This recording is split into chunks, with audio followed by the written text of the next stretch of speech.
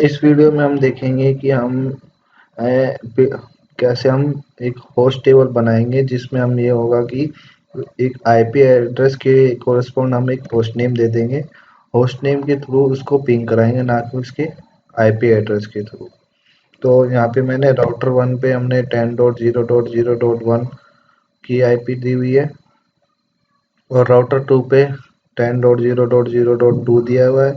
ऐसी उसकी इंटरफेस 1/0 पे हमने 20.0.0.1 दिया हुआ है और एक हमने सर्वर भी लिया हुआ है 20.0.0.2। तो इसमें हम दो तरीके से हम अपना होस्ट टेबल बना सकते हैं। एक तो हम अपने राउटर में डायरेक्टली यूज़ कर लें और दूसरा हम डीएनएस सर्विस के थ्रू उसको यूज़ करें। तो पहले तो हम डायरेक्टली राउटर में कैसे करना है वो देखते हैं। तो इसके हम देखते हैं, हम स्टार्ट करते हैं, इनेबल किया। उसके बाद हमें पहले पिंग कराते हैं। पिंग 10.0.0.2 किया, पिंग हो रहा है सक्सेसफुल। उसके बाद शो होस्ट अगर हम करते हैं तो अभी ये ब्लैंक है, इसमें कोई भी अभी होस्ट तो है नहीं।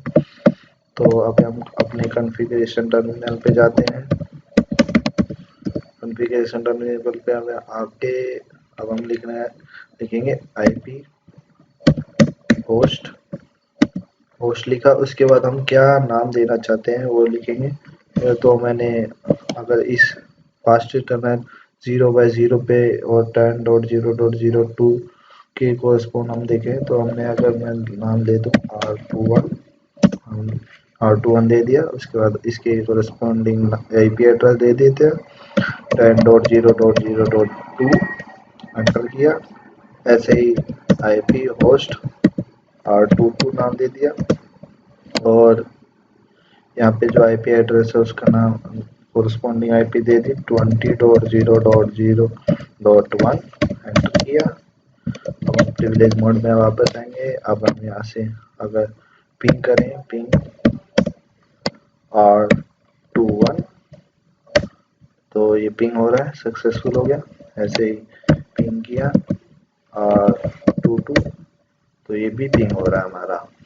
उसके बाद अगर हम शो होस्ट टेबल देखें तो ये हमारे में होस्ट टेबल में दिखा रहे हैं कितने होस्ट में इसमें कॉन्फ़िगर किए गए हैं और उसकी कोरस्पॉन्डिंग क्या इसकी आईपी एड्रेस है। अगर हम टेलनेट करना चाहें तो हम डायरेक्टली लिख सकते हैं R21 जो हमने नाम दिया उसका। अब देखिए सीधा टेलनेट को एक्सेस कर रहा है।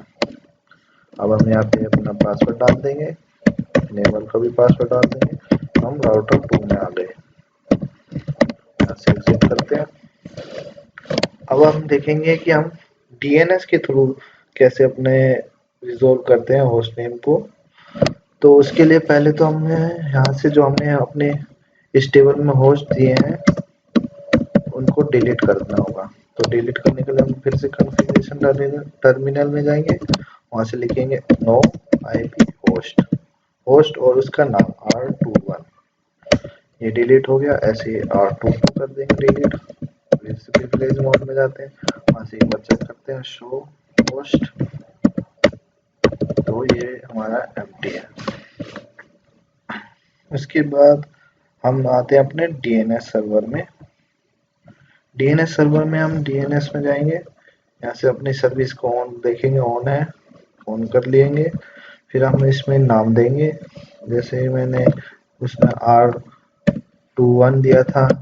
फिर हमने इसके आईपी एड्रेस उसके कोरस्पॉन्डिंग तो आईपी एड्रेस डाल दिया और इसको हम ऐड कर लेते हैं।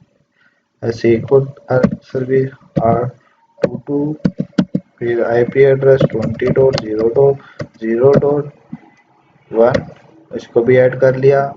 ऐसे अगर हम इसको R1 को भी ऐड करना चाहे, R1 की इंटरफेस के लिए R1 का R11 दे दिया। फिर हमने यहाँ पे कोरस्पॉन्डिंग आईपी एड्रेस होगी 10.0.0.1, इसको भी ऐड कर लिया।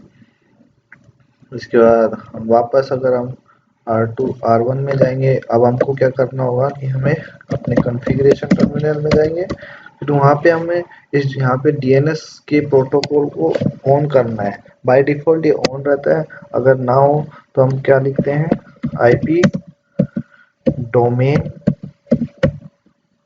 लुकअप। इससे हमारा सर्विस की डीएनएस बाय डिफॉल्ट ऑन रहती है, अगर ना हो तो ऑन कर लिया। अगर हमें इस सर्विस को ऑफ करना है तो हम लिखेंगे नो आईपी डोमेन लुकअप। इससे हमारी सर्विस वापस से ऑफ हो गई। अब हमें ऑन करते हैं, अभी आईपी डोमेन लुकअप, अब हमारी आईपी ऑन हो जाएगी। इसके बाद हमें लिखना होगा आईपी नेम सर्वर, यहाँ पे नेम सर्वर लिखा। उसके बाद इसके हमें सर्वर की आईपी देनी है, जो कि हमारी इस केस में सर्वर की आईपी है 20.0.0.2। एंटर किया। अब हम विलेज मोड पे जाते हैं, यहाँ से पिंग कराते हैं। पहले तो हम होस्ट देख लेते हैं, शो होस्ट टेबल, जो कि एम्प्टी है। इसके बाद अगर हमने पिंग कराएंगे पिंग R21, तो पहले तो ये देखेगा हमारे टेबल में नहीं है, एम्प्टी है। तो अब हमें translating to R21 domain name server, इस पे गया। अब यहाँ पे डोमेन नेम सर्विस में हमारा ढूंढ रहा है। फर्स्ट टाइम तो ये टाइम कंज्यूमिंग होता है, वेट करेगा। उसके बाद देखिए ये सक्सेसफुल हो गया। उसके बाद अगर हमने फिर से इसको पिंग कराएंगे तो ये अब सीधा डायरेक्टली हो जाएगा। इसे सर्वर के साथ जाने की जरूरत नहीं है, क्योंकि इसने अपने इस कंटेंट को अपने होस्ट टेबल में स्टोर कर लिया। अगर हमने शो होस्ट करें तो इसने इसकी वैल्यू हमारी कंटेंट अपने होस्ट टेबल में डाल लिया। ऐसे ही हमने R22 के लिए करा था। अगर हम उसके R22 को टेलनेट करें तो अगर हम इसको अभी हम होस्ट टेबल में है नहीं कि वैल्यू, अगर हमने इसको R21 टेलनेट करेंगे तो ये टेलनेट भी हो जाएगा। सिस्को पासवर्ड था मेरा, ये हो गया। अगर हम अब R2 पे आते हैं वापस, R2 वाले राउटर पे, यहाँ पे चेक करते हैं इसको एक बार। इनेबल किया, पासवर्ड डाला, उसके बाद फिर से हम यही सर्विस को डालना चाहते हैं। पहले तो शो होस्ट देख लेंगे, इसका भी खाली है अभी।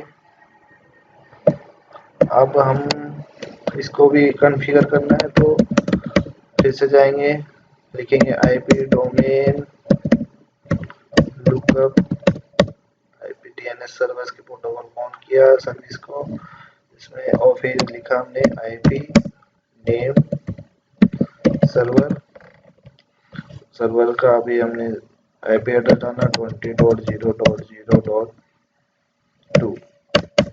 फिर प्रिविलेज मोड में जाएंगे। अगर हम यहाँ से अब टेलनेट करें तो R11 हमने R11 दिया था। देखिए यहाँ पे क्या लिखा है, translating R11 domain name server 22, क्योंकि इसके होस्ट में कुछ नहीं था, खाली था।